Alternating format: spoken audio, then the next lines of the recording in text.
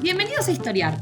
Este podcast fue creado y producido por la ASAI, Asociación Argentina de Investigadores de Historia. Un podcast sobre historia argentina, latinoamericana y mundial. Acompáñanos en este recorrido por el pasado para pensarnos en el presente.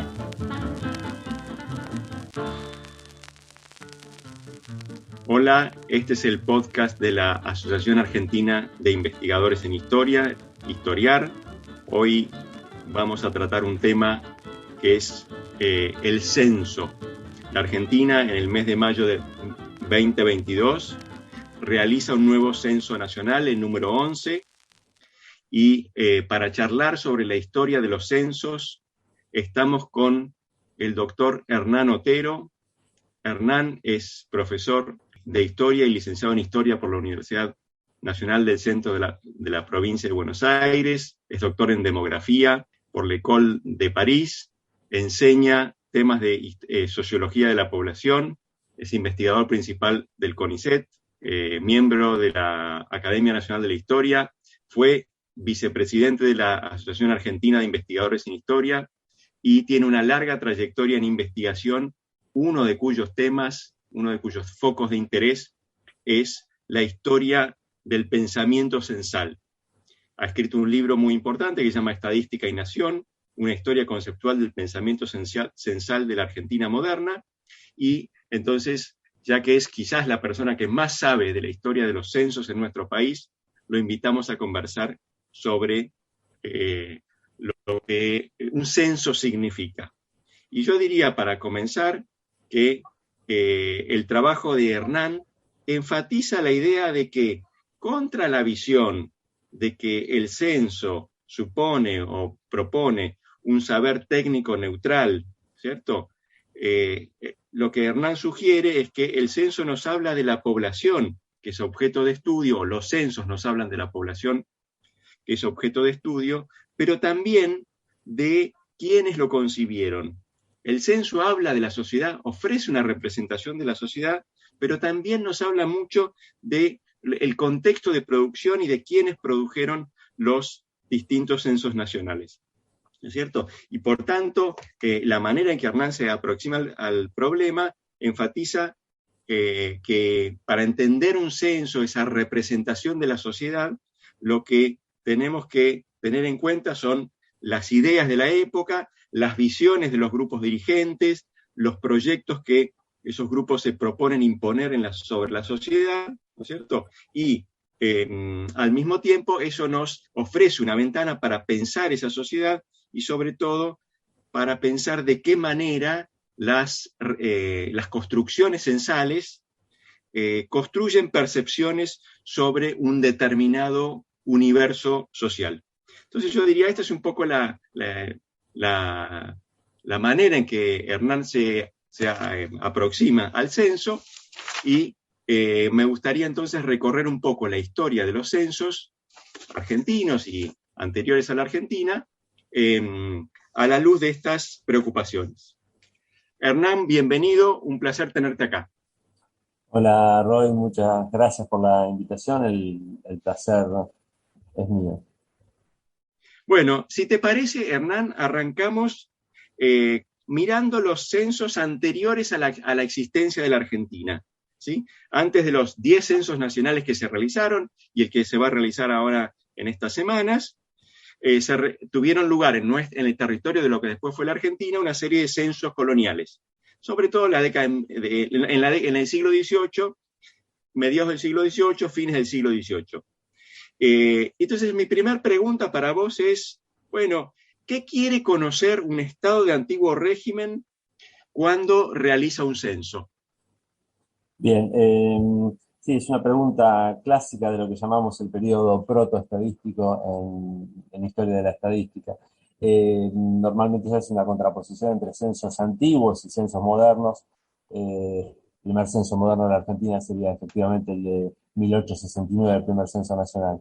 Cuando pensamos en censos antiguos, más allá de que después los historiadores le demos un uso estadístico, hay que tener en cuenta que estos censos no tienen una finalidad estadística en el sentido actual del término, es decir, un conocimiento puro vinculado a la formulación de políticas públicas, a la difusión, al estudio académico, etcétera, sino que están más bien vinculados a acciones muy concretas de gobierno y en general bastante enmarcadas en una visión patrimonial de la información. Por eso muchas de estas informaciones serán secretas en algún momento. Y dentro de estas acciones básicas que tienen los censos del antiguo régimen, que insisto, los diferencian de los censos modernos, están las finalidades fiscales y militares. Es decir, son censos que se hacen básicamente con la finalidad de recaudar o combatir, y no en el sentido moderno de conocimiento, más allá de que efectivamente puedan ser usados en esos términos. Esa finalidad de recaudar o combatir, que está muy clara en los censos coloniales, y por ejemplo la de combatir está muy clara en los primeros censos del periodo independiente, por ejemplo, lo que produce es un enorme subregistro de la población. Estamos hablando de, por ejemplo, de subregistro del orden del 35%, es decir, que de cada 100 personas, 35 están ausentes. Y esto tiene que ver con que el punto verdaderamente revolucionario del censo moderno es lo que llamamos el censo universal por cabeza, es decir, que todas las personas, independientemente de su edad, sexo, etcétera, cuentan igual que el resto de las personas, ¿no? Esto no está en los censos de antiguo régimen, que insisto, como están orientados a la recaudación o al ejército, obviamente dejan de lado a los niños, dejan de lado con más facilidad a las mujeres, etcétera. Es decir, que este es el verdadero principio universal de que todos contamos igual. Visto desde hoy puede parecer una obviedad absoluta, pero fueron producto de muchos debates. Yo siempre suelo contar un debate de Estados Unidos, ¿no? Que en algún momento hubo una puja entre el norte y el sur, antes de la guerra civil, acerca de si se contaban o no los esclavos. Los estados del sur obviamente querían contarlos porque eso le daba más representación, los del norte no, cosa curiosa porque son posiciones distintas a las que van a tener después en la guerra civil. Y finalmente llegaron a una fórmula absolutamente extraña, que es la fórmula de los 3/5, es decir, que la población afrodescendiente contaba, pero contaba como 3/5 de un blanco, ¿no? Que era una medida, por un lado, reaccionaria vista desde el hoy, pero al mismo tiempo progresista vista de lo que era la postura previa, que era que no contaran de ninguna manera. Así que el tema central es la representación universal por cabeza, y por lo tanto la igualdad de todos los individuos al momento del conteo. Entonces vos acá nos te estás presentando un panorama, los censos coloniales que están hechos sobre todo pensando en recaudar y movilizar tropas, ¿no es cierto? Digamos, para decirlo muy rápido. Sí. Esta manera de pensar un relevamiento estadístico generalizado también está presente en los primeros censos de la Argentina independiente, de la Confederación, ¿no es cierto? Correcto. Y sobre Entonces, todo la de cuenta un poco. combatir, ¿no? Sobre todo de combatir, los demógrafos históricos se han dedicado a estudiar ese tema con más detenimiento, lo saben bien, es un enorme subregistro masculino, insisto, del orden del 30-35% para el caso de los censos tardocoloniales, ¿no? Bueno, entonces giremos la atención hacia los censos modernos, lo que vos llamás los censos modernos, ¿no es cierto? Sí. El primero de los cuales es el Censo Nacional de 1869, realizado durante la presidencia de Sarmiento, ¿no? Y ahí hay varios censos, digamos así, para decirlo rápido, de la era liberal, de la era del progreso, ¿no? Entonces, si vos tuvieras que sintetizar qué características tienen estos censos, ¿por dónde arrancarías? A ver, primero arrancaría que para hacer un censo, que normalmente el censo es visto como la frase típica es la infraestructura pesada del sistema estadístico, es la base de todo el sistema estadístico por un conjunto muy grande de razones. Hay que recordar que la palabra estadística viene de Estado, y no hay censo o estadísticas en general, sin un desarrollo medianamente sostenido y fuerte de un Estado nacional. Entonces, el primer dato a tener en cuenta es que para estos censos surjan fue necesario que emergieran burocracias. Burocracias pueden parecer pequeñas desde el punto de vista actual, es decir, un presupuesto, un marco legal, instituciones. En el caso argentino tenemos la Mesa Estadística Nacional y después tenemos ya de manera más estable la Dirección General de Estadística de la República Argentina de 1894.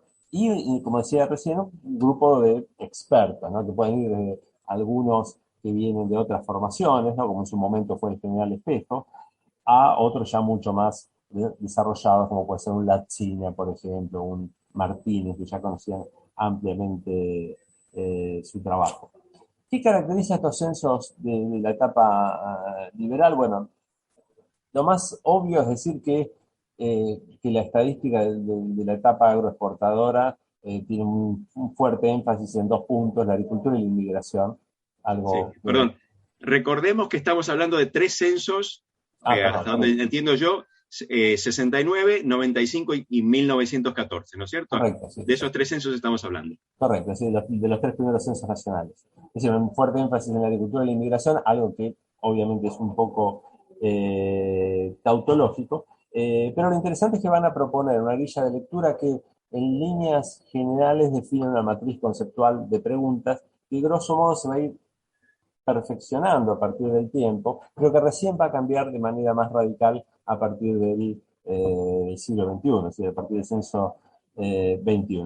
¿Qué define esta grilla de captación? Bueno, básicamente el paso a una medición universal homogénea y concretamente el rasgo más evidente visto desde hoy es el abandono de lo que serían los componentes socioétnicos, que era un elemento muy importante de la grilla de medición colonial, pero también incluso de otras grillas como hay censos municipales y demás que todavía continúan midiendo el color y demás. Hay varios componentes que están detrás de esta idea de los censos liberales. En primer lugar, el liberalismo mismo, ¿no? La igualdad real o supuesta de los individuos frente a la ley, frente a una sociedad de castas que tenía una concepción distinta de la representación. Cierta filosofía de la historia, de que estas poblaciones afrodescendientes, que no se llamaban así en la época, por supuesto, o pueblos originarios, iban a desaparecer en el devenir histórico nacional, esto es producto del pensamiento evolucionista, pero también una conciencia bastante clara de las enormes dificultades técnicas que suponía medir las poblaciones según este criterio.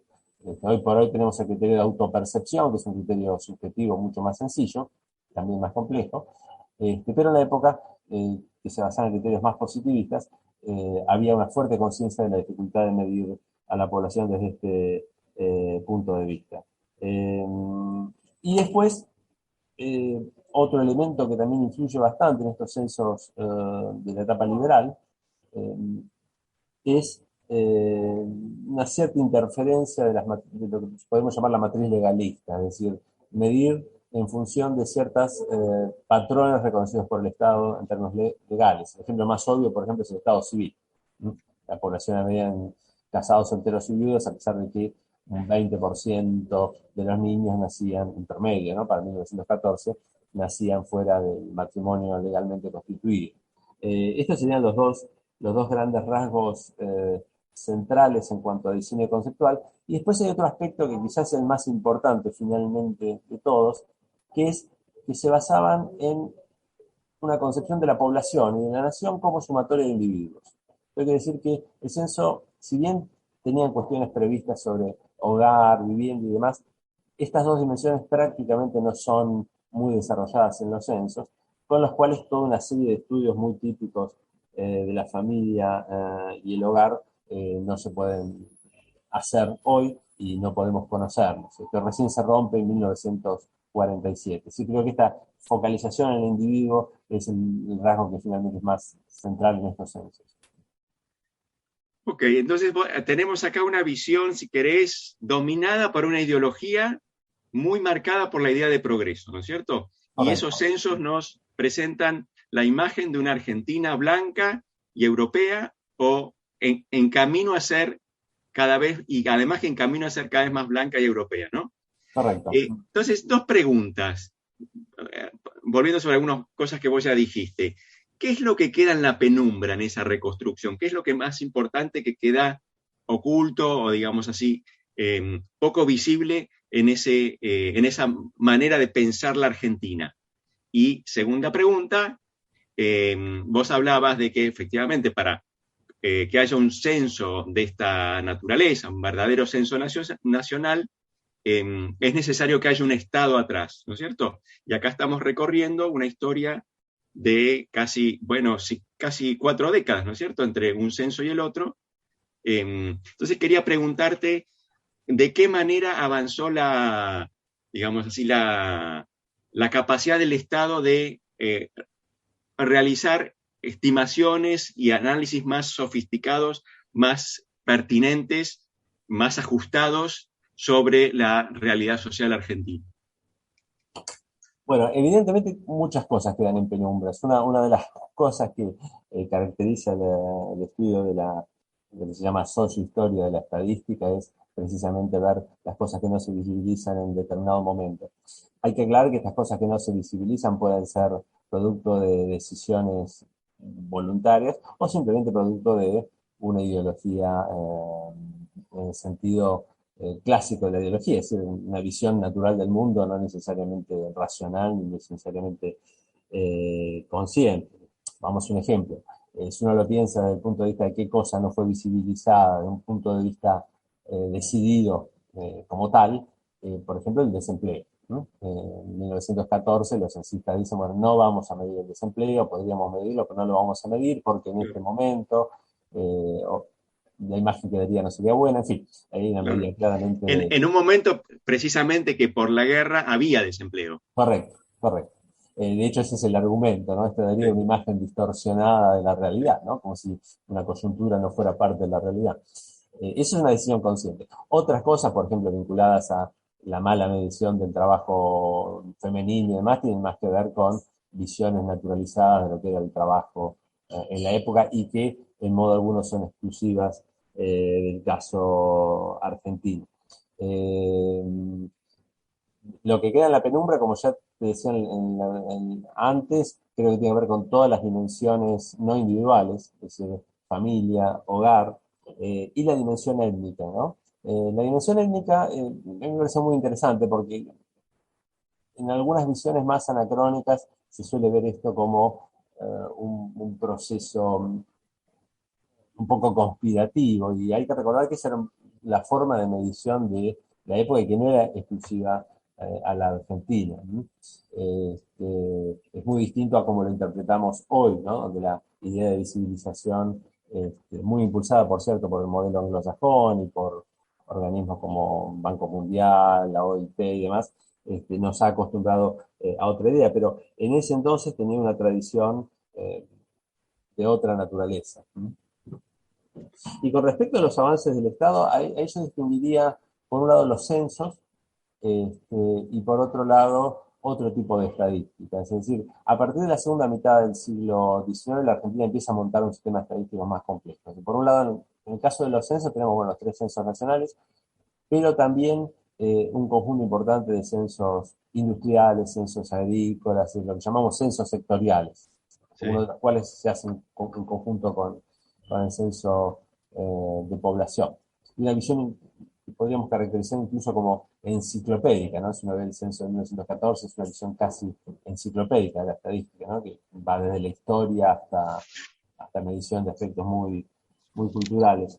Pero por otro lado tenemos también un avance en la medición de lo que se conoce como estadística de flujos. ¿Sí? Desde la década del 50, por ejemplo, la Argentina empieza a medir, 1850, ¿no? Empieza a medir bastante razonablemente la entrada de inmigrantes, en 1857 en particular. Desde la década del 70 y sobre todo a finales del siglo empieza a haber datos de nacimientos y de funciones que antes recopilaba la Iglesia, bueno, gracias a las leyes laicas pasan a ser recopilados por el Estado, y lo que permite conocer parámetros básicos de la historia de la población, como la natalidad y la mortalidad, etcétera, a partir precisamente de fines del siglo XIX. Un poco la sensación que uno debería tener aquí es que una especie de Estado que es como una suerte de patchwork, ¿no? Un rompecabezas, ¿no? Donde hay áreas muy fuertes, Ministerio de Agricultura, por ejemplo, de las estadísticas de población, y donde hay áreas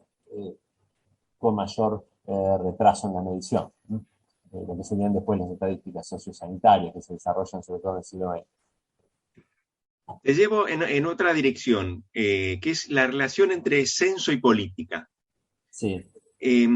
porque recién decíamos, en el periodo liberal se realizaron 3 censos, 1869, 1895, 1914, y después hay un largo hiato, y recién en 1947 se realiza el 4º censo nacional. Entonces, quería que discutamos un poco, que vos nos cuentes un poco las razones por las cuales se viola el precepto constitucional que manda la realización del censo durante, digamos así, cada 10 años, ¿no es cierto? Esto está vinculado a las peculiaridades de la Argentina, que es un país como con 2 regiones, ¿no? Una que crece y otra que pierde demográficamente, y a las implicancias políticas de este fenómeno. Quería que cuentes un poco este problema. Correcto, sí, vos lo señalaste muy bien, Roger. De hecho, no es algo que todo el mundo tenga presente, pero el censo es un mandato constitucional, es decir, no es una pieza cualquiera, sino que forma parte del andamiaje constitucional. En esto la Argentina no es el único país del mundo que lo hizo, también está, por ejemplo, en el caso de los Estados Unidos. ¿Por qué es un mandato constitucional? Por una razón muy sencilla, y es que el cálculo de la población es la base del cálculo del número de diputados que le corresponden a cada jurisdicción. Por lo tanto, cada tanto hay que actualizar la población de una región para saber cuántos diputados le corresponden.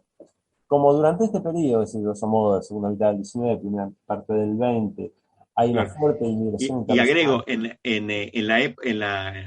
durante el largo periodo en el que el sufragio presidencial es indirecto, también la cantidad de electores a presidente. Correcto.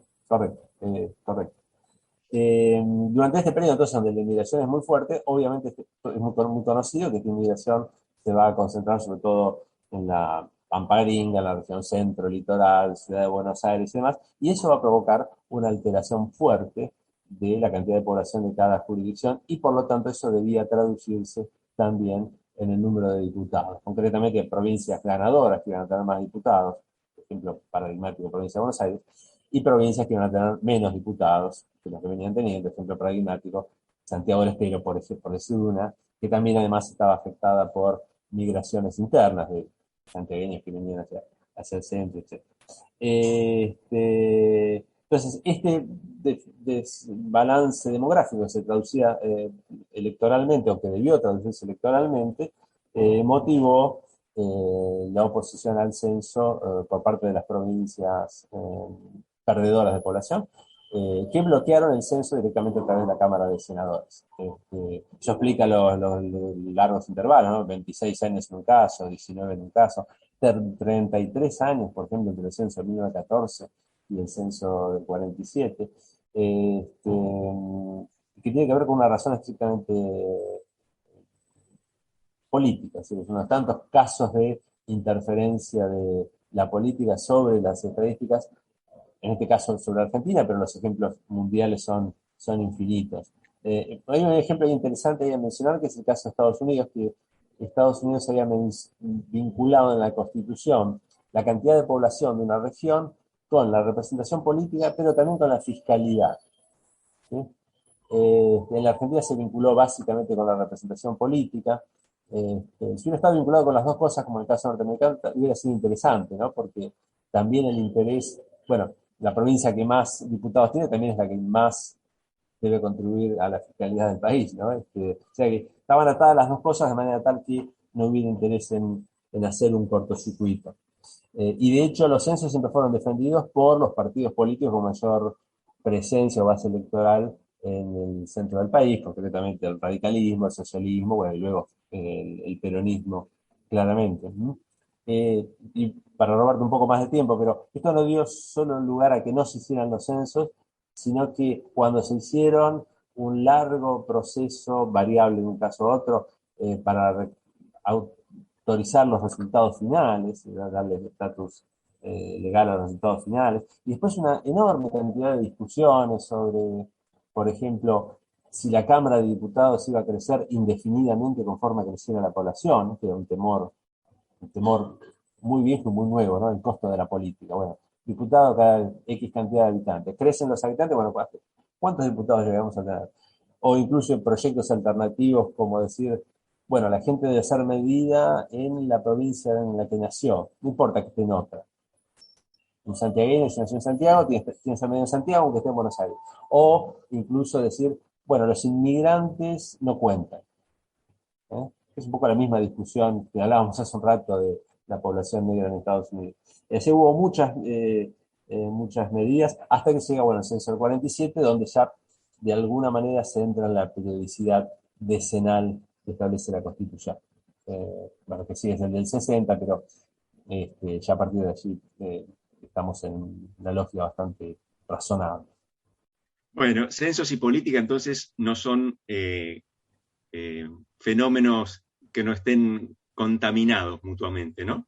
No. Antes de avanzar hacia los censos de la década del 60 en adelante, un minuto para pasar un aviso institucional. Este es el podcast de ASAI, la Asociación Argentina de Investigadores en Historia. Te invitamos a asociarte y a seguirnos en las redes, en Twitter, en Facebook, en Instagram. Podés encontrar toda la información sobre la asociación en nuestra página, asai.org.ar. Te esperamos todos los sábados con un nuevo episodio de Historiar sobre los grandes temas de nuestro pasado, abordados por especialistas e historiadores profesionales de manera rigurosa y cordial. Seguimos con nuestro episodio de hoy. Quería preguntarte, Hernán, por los censos que arrancan en la década, bueno, en parte del 47 en adelante, y de ahí sí se realizan de manera mucho más regular, 60, 70, 80 y así siguiendo, ¿no es cierto? Y ahí aparece una nueva constelación de problemas, ¿no? Algunos que estaban, como vos decías, poco presentes en los censos de la era liberal. Entre ellos, familia, vivienda y empleo, ¿no? Preocupaciones de un país para el cual la cuestión del bienestar de la población, del lugar del Estado como garante de ese bienestar, han adquirido una saliencia que en la era liberal, en la era de crecimiento exportador, no era tan visible, ¿no es cierto? Correcto, sí. Para el avance también hay que tener en cuenta que además de las ideologías imperantes en cada momento, de las preocupaciones, también hay una historia tecnológica detrás que hace que los censos puedan ir complejizándose. No me voy a explayar en esto, pero por ejemplo el censo del 47 es el primer censo que utiliza máquinas para su procesamiento. Todos los censos previos se hacían a mano. El conteo, en tiempos récords para lo que uno podría imaginar. Ya a partir del censo 47 hay tecnología más desarrollada, y bueno, esa tecnología llega hasta hoy, donde prácticamente existen censos, como el último censo de Brasil, por ejemplo, que fueron absolutamente digitales. En cuanto al diseño conceptual, evidentemente hay una complejización muy interesante. En el 47, por ejemplo, aparece claramente la familia y el hogar, y ahí creo que está la influencia de autores como Alejandro Bunge, que reclamaban por esta idea, que viene de organismos internacionales, pero también viene de otras tradiciones, como los católicos sociales en Francia, un autor muy importante se llama Frédéric Leplé, etc. Hay una idea de que se entiende mejor la sociedad si uno basa las características estadísticas no solo en el individuo, sino también en el hogar y las familias. Aparece la mejora en el estado civil, con otras categorías, divorciado, etc. Y aparece, por supuesto, la medición del empleo. Y así como está en una figura como la de Bunge, te empieza a ver también una mayor participación de la academia, ¿no? Es un censo en el que está incluyendo también Gino Germani, ¿no? El padre de la sociología científica en la Argentina. Así que el censo 47 es realmente una bisagra muy interesante e innovadora. Luego el censo del 60 incorpora una dimensión nueva, que estaba antes, pero no tan bien desarrollada, que es la vivienda. La vivienda vista como un indicador indirecto de la calidad de vida de la población. Y toda la cantidad enorme de preguntas que se derivan de eso, ¿no? De cómo está hecha la vivienda, el techo, el piso, etc. Como indicador de la calidad de vida de la población, es mejor que otras preguntas más directas como podrían ser el ingreso, que es una pregunta que nunca se hace en los censos de población porque no se consideraría que su grado de respuesta fuera alto y que fuera confiable, ¿no? Por eso se hacen preguntas indirectas. Y que es muy importante, ¿no? Porque ha permitido medir cosas muy relevantes en censos posteriores. Por ejemplo, todos los datos de vivienda del censo 80 están en nuestra comprensión de la pobreza a partir de la democracia, ¿no? Porque gracias a la construcción del indicador de necesidades básicas insatisfechas, ¿no? También el censo 47 empieza a aparecer, aunque esto no tiene grandes efectos en la forma de medición, pero empieza a aparecer una problemática que va a ser muy importante después, que es el envejecimiento de la población. Eso tendrá importancia más adelante.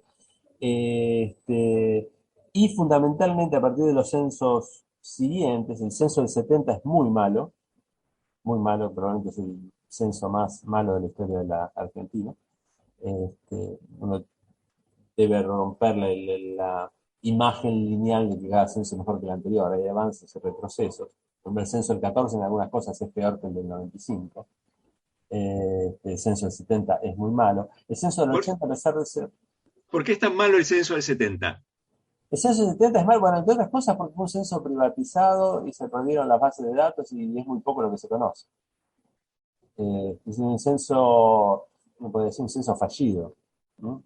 De hecho, cuando veas trabajos históricos siempre vas a ver que hay muchos censos usados, pero rara vez el del 70 porque tiene resultados preliminares y escasos, no corregidos, y no es un censo sobre el cual se pueda volver a retrabajar como en otros casos, ¿no? Y después lo más importante en los censos posteriores al del 80, digamos, está la bisagra del día del 2001, que es la aparición del concepto de subpoblación de manera más notable. ¿Qué quiere decir esto? Empezar a prestar más atención para decirlo de otra manera, a romper esa imagen homogénea de la nación que venía de los censos previos, ¿no? Entonces, concretamente en el censo del 2001 aparece la población de pueblos originarios, en el 2010 aparecen los afrodescendientes, y así siguiendo. Es decir, todo un giro que se conoce como giro subjetivo de la medición censal, o para darle otro estatus, por ejemplo,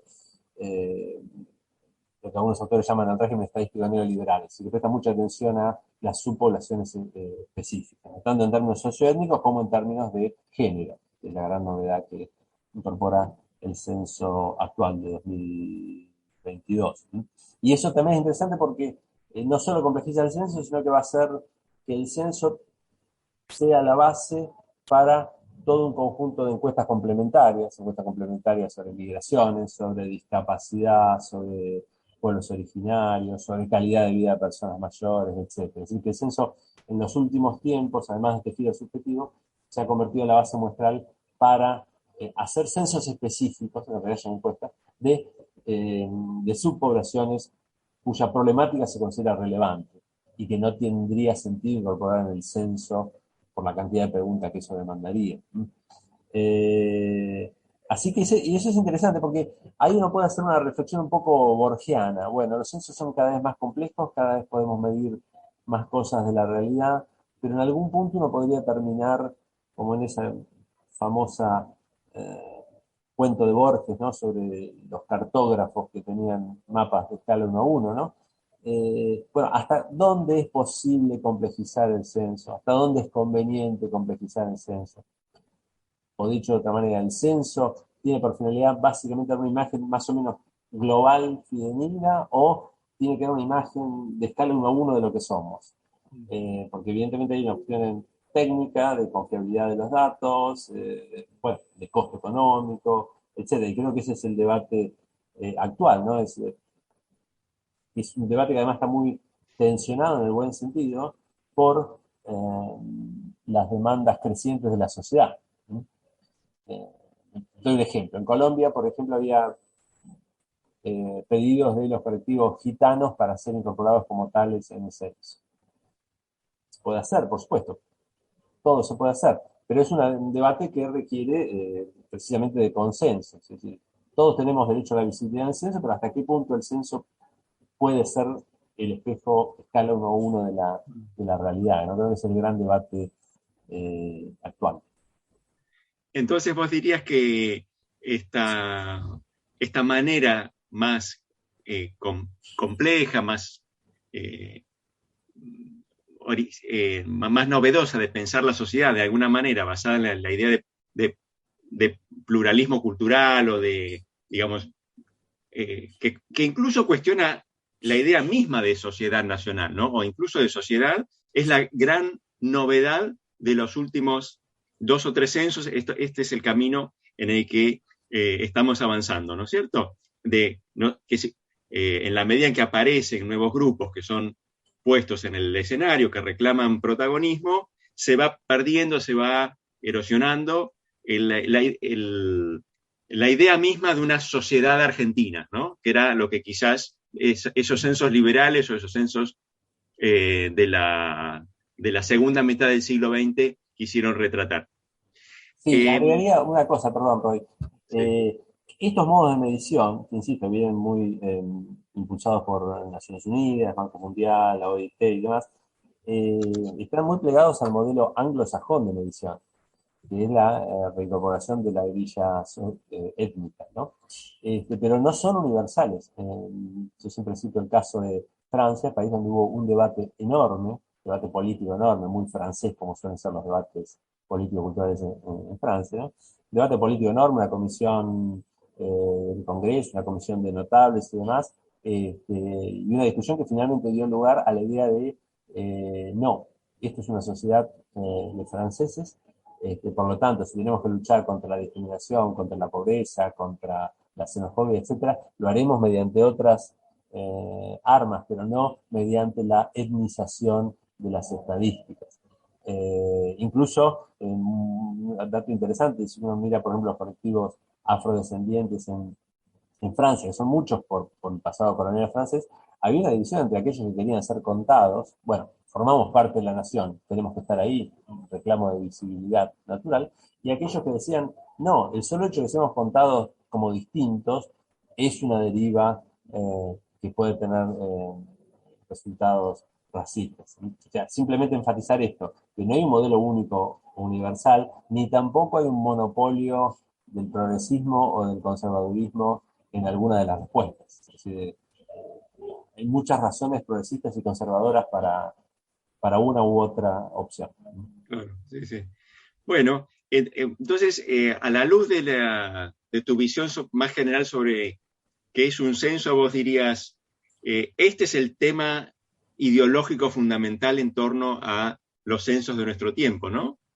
Es decir, así como en los censos liberales podían reconocerse como censos que aspiraban a construir una visión moderna del país, una visión donde el individuo está en el centro del escenario, un país europeo y blanco.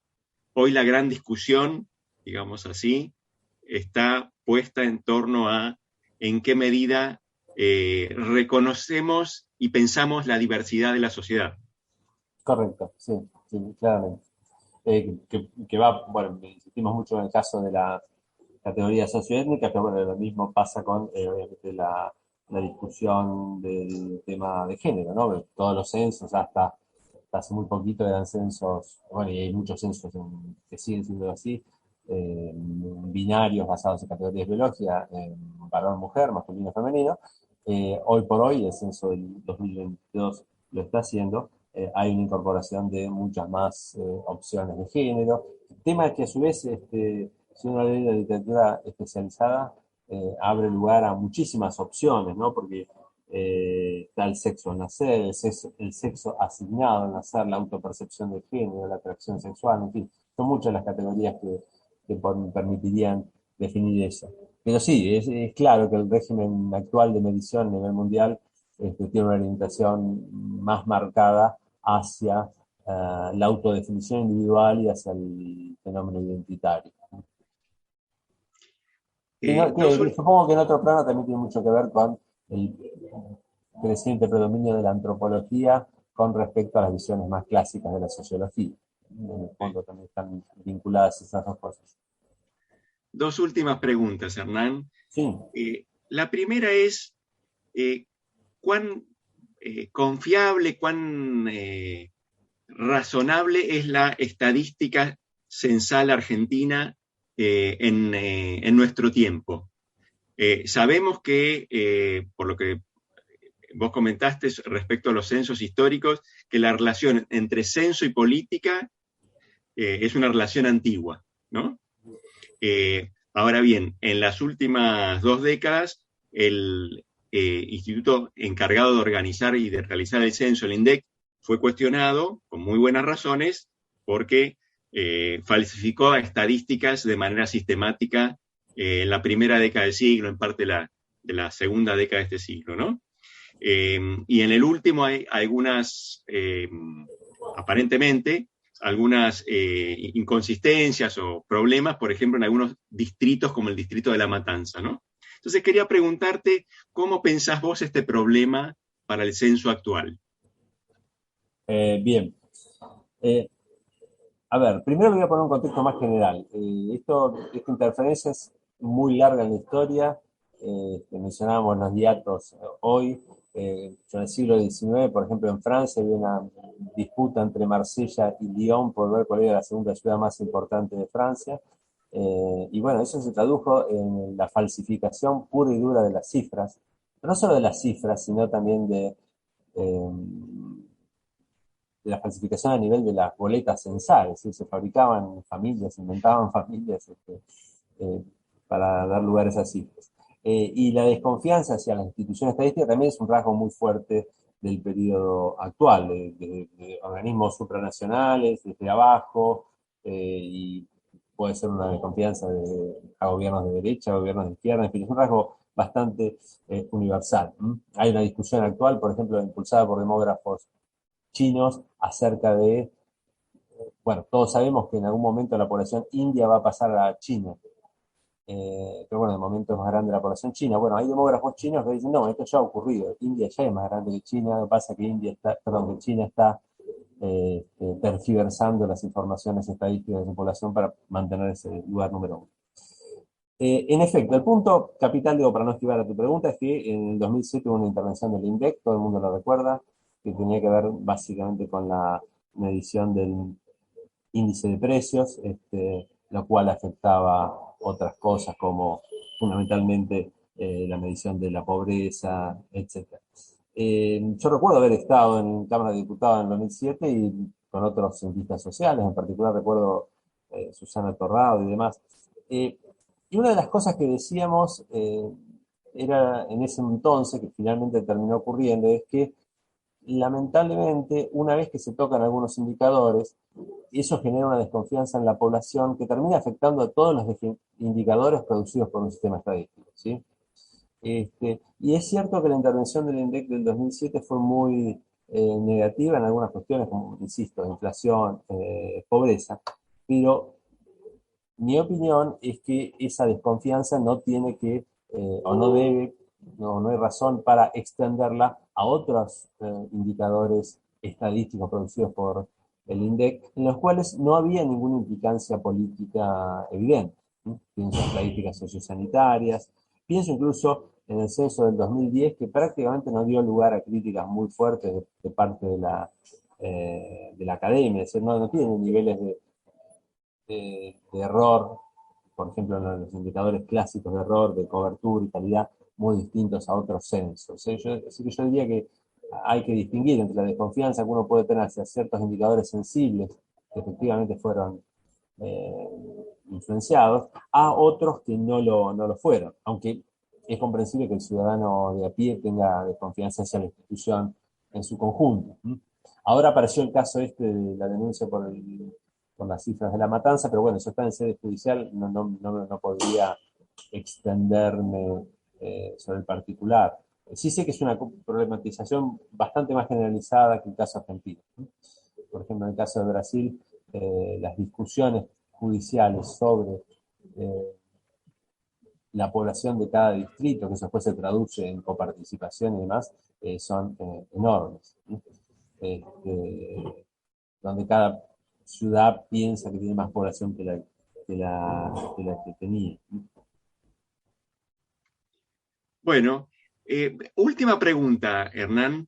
Sí. Sobre el futuro de los censos. Vos dijiste que la tecnología disponible permite reconstrucciones cada vez más complejas de la sociedad y eso a veces borra la imagen misma de sociedad, ¿no es cierto? Quería preguntarte también por la, digamos, otra avenida de conocimiento que se está desplegando, otro vehículo de conocimiento, que es el Big Data, ¿no? Y hay gente que dice, bueno, con los recursos que nos ofrece Big Data podemos pensar problemas como inflación o precios o desocupación o lo que fuere, sin necesidad de hacer encuestas o estudios, digamos así, personalizados, ¿no? Entonces mi pregunta es, ¿cuál te parece que es el futuro del censo en un momento en el que la humanidad está produciendo información a un ritmo que crece, crece y crece y no deja de crecer? Veo que la dejaste para el final porque efectivamente es la pregunta del millón. Es decir, el censo tiene una larguísima historia, pero el censo tal como lo conocemos es un invento del siglo XVIII, es el censo moderno, ¿no? Siglo XVIII en Francia hasta ahora. Ese censo, insisto, tal como lo conocemos, la edad de oro del censo, yo creo que está destinado a desaparecer en esos términos. No quiero hacer futurología, desde luego, pero está destinado a desaparecer y no es una respuesta que yo dé desde una imagen distópica tipo futurólogo, ¿no? Sino que no es ciencia ficción, es ya claramente una realidad palpable. Es decir, ya hay muchos países del mundo que no hacen censo de población tal como los que nosotros nos veníamos conociendo hasta ahora. Pienso en los países escandinavos, pienso en Francia, que fue el país pionero en censos modernos. Ahora hace todo un sistema muy complejo que se llama censo rodante, basado en muestreos y demás. Este, Sigue siendo un censo, pero no es el clásico censo universal por cabeza donde todo el mundo cuenta, sino que incluye también mucho de muestreo y de inferencia estadística. Y efectivamente hay muchas razones para que, dada la pluralidad de datos, poder tener información a menos costo y sobre todo algo fundamental, tenerla en tiempo casi real, porque el censo cada 10 años no deja de ser un periodo bastante largo, ¿no? Para tener información real. O sea, yo creo que esa evolución basada en cambios técnicos en el Big Data es sencillamente inevitable. Y como historiadores sabemos que una vez que apareció un cambio tecnológico, puede haber todos los movimientos que uno quiera en contra de esos cambios tecnológicos, pero tarde o temprano esos cambios tecnológicos se imponen. De todas maneras, creo que el censo, tal como lo conocemos, va a seguir siendo importante, o en mi opinión debería ser defendido por un buen tiempo, por algunas razones, que es, en primer lugar, es el único instrumento que mide población total. Todos los otros indicadores basados en Big Data y demás suponen mucha inferencia estadística que supone errores estadísticos acumulativos que después son difíciles de controlar. Y el censo es el único que cada tanto nos dice una medida absolutamente real. Y otra cosa básica es que, de nuevo, ¿cómo conseguimos el censo? Si conseguimos el censo como un conteo general, elemental o básico de la población, evidentemente el Big Data es la solución. ¿No? Porque, insisto, todos los registros están dando vuelta informatizados, además que congeniarlos para saber. Ahora, si medimos al censo en el sentido que hablábamos hace un rato, ¿no? Una suerte de retrato identitario de los grupos que conforman a la sociedad, etc. Ahí evidentemente el Big Data todavía está detrás. Hay toda una serie de cuestiones vinculadas a la autopercepción, por ejemplo, incluso cuestiones vinculadas a la vivienda, cuestiones vinculadas a la género y demás, que no se podrían hacer simplemente porque esas cuestiones no figuran en los registros administrativos o empresariales en los cuales se basaría el Big Data. Entonces, un estadístico brasileño lo había dicho muy claramente, es probable que un censo en Bélgica requiera 15 preguntas y sea suficiente. Nuestras sociedades son más complejas, tienen otras demandas, 100 preguntas no se pueden responder tan fácilmente con esos métodos. Porque en estos nuevos métodos, que insisto, técnicamente son posibles, la información de base proviene de registros sobre todo administrativos, ¿no?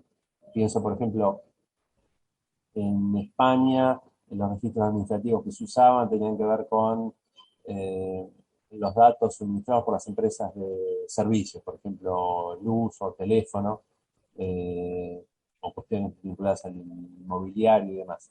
Eso es evidentemente una base interesante, pero a su vez no es completa en los sentidos que nosotros le asignamos al censo hoy por hoy. Es decir, creo que el censo, tal como lo conocemos, en términos de futurología, va a terminar teniendo una metamorfosis muy radical, pero que todavía le espera una vida interesante, sobre todo en países con unos niveles de complejidad como el nuestro. Y ahí también hay un engranaje difícil que es hasta qué punto las empresas están dispuestas a suministrar los datos necesarios para que el Estado conozca la totalidad de la población. Y otro tema complicado que es, nos iríamos muy lejos, pero que es hasta qué punto el Estado puede concentrar en una única base todos los datos vinculados a los individuos, ¿no? Que eso supone también un atentado a, bueno, incluso a la legislación que tenemos, ¿no? Como el derecho a la protección de los datos personales, etc. Bueno, muchas gracias, Hernán. Ha sido un recorrido fantástico por la historia de los censos. Muchas gracias a vos, Roy. Quería agradecerle también a nuestro público por acompañarnos en una nueva edición de Historiar. Nos vemos en una semana.